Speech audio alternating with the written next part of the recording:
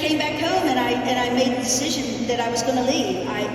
You know, it was the right thing to do. It was all I lived for was music. All I cared about was what band I was going to see, how it was going to influence me, how was I going to be a better drummer, a better musician. It was so much happening during that time for me that it was hard to contain it all. And I had to get my ass in that truck, drive across country, and get started. And then in '79, you meet Belinda and Jane and Charlotte. Yeah, right? it was Belinda, Jane, and Margot, and it was at a party of the guy that I was living with at the time, my friend Steve. His brother was having a party. And, you know, back then, the punk scene in LA, everyone knew each other. We all supported each other. You know, everybody was in a band, and when they would play, we'd go see them. Like, in a night, you could see 2 or 3 bands. It was such a vibrant, happening scene musically. And any night, you could see, like I said, a ton of bands. Anyway, where was I going now? I got lost.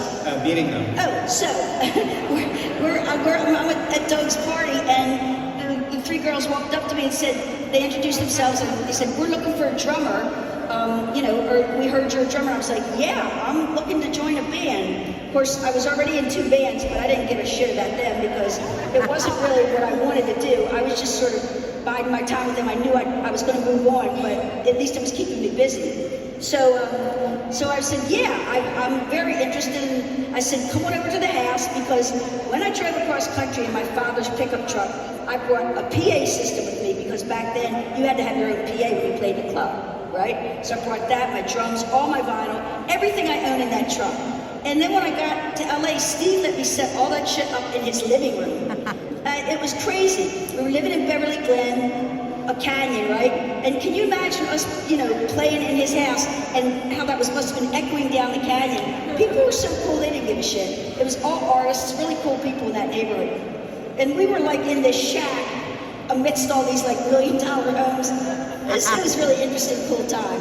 And then I think in 1980, Kathy joined. And so then, yeah, so, you know, things weren't working out with Margot, and she didn't want to go in the direction we wanted to go musically. We were just sort of evolving in a way that she wasn't happy with. And we wanted to progress, so we had to fire her. We made Ginger fire her. That was terrible. But nobody wanted to do that. It's not a fun job. And then we found Kathy, and when Kathy played with us the first night, okay, so Margot got sick, and that's what started this whole ball rolling, and she couldn't play on New Year's Eve, which was like one of the biggest shows that we had up to date, you know, and it was to that date, and we were all prepared, so excited, and Margot said, you can't do it, so we got to find somebody else. We find Kathy, we give her a tape. She, for like 3 days, works nonstop, learns all the songs, told us that she could play bass, but she was actually a guitar player, but she learned all the songs on bass, got up on stage that night and kicked ass, and we all knew from that night on that she was going to be the bass player. So was it just, I don't know, magic when you all finally got together? Did something just click where it all made sense? You know what? There is a chemistry that people have with each other. Whether you're a couple, whether you're in a band, whatever it is, the 5 of us have this chemistry that cannot, you can't find it anywhere else. We can't, no matter who you play with, we've all played with different people. And it's like this magical thing that happens when we're together.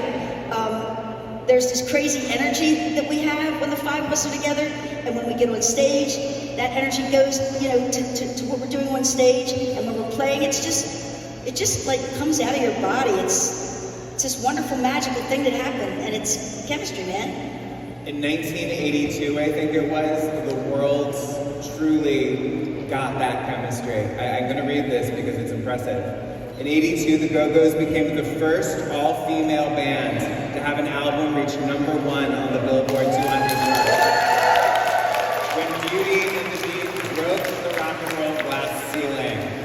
The album is considered today one of the cornerstones of the U.S. New Wave. Did you feel like trailblazers at the time? Did it feel like an important first, or were you just living the moment? No, we were living in the moment, and we were just so busy doing what we were doing.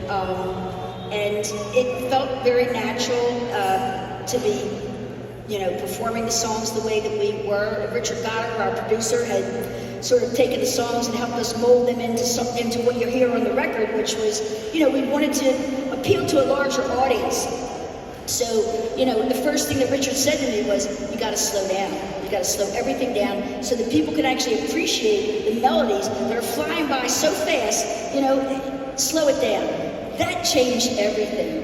Then those really gorgeous pop melodies that were hidden amidst the punk sound, which, you know what, we are still a punk band. We'll always be a punk band. I'm proud of that. That's who we are. And when we play live, I think it's very obvious, But on record, you need to polish it up a little bit. And that's Richard. Richard made a classic sounding record, So what's also incredible to me among all this is that the Go-Go's are there for basically the birth of the music video and MTV. Oh, God. Yeah. So, that helped us tremendously, as it did with many bands in the early 80s. MTV changed everything, as you guys know. It's like, all of a sudden you have people that are called, like, what are they going to do?